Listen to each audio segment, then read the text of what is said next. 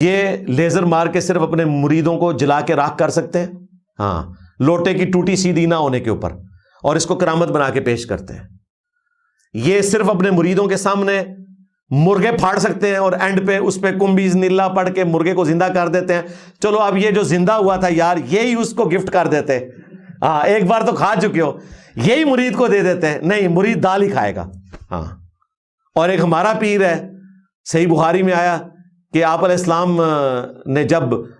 کدال اٹھایا ایک چٹان کو توڑنے کے لیے جو صحابہ کرام سے نہیں ٹوٹ رہی تھی، تو آپ کے جسم مبارک سے جب چادر ہٹی، کیونکہ آپ نے اوپر چادر لی ہوئی تھی، تو آپ کے پیٹ پر پتھر باندھے ہوئے تھے بھوک کی وجہ سے، اور پھر اللہ تعالیٰ نے اسی کی طرف اشارہ کیا، لَقَدْ كَانَ لَكُمْ فِي رَسُولِ اللَّهِ أُسْوَةٌ حَسَنَةٌ۔ غزوہ خندق کے موقع پر آیات نازل ہوئی کہ نبی کی زندگی میں بہترین نمونہ ہے، یعنی نبی بھی آپ کے ساتھ اسی تکلیف سے گزر رہے ہیں،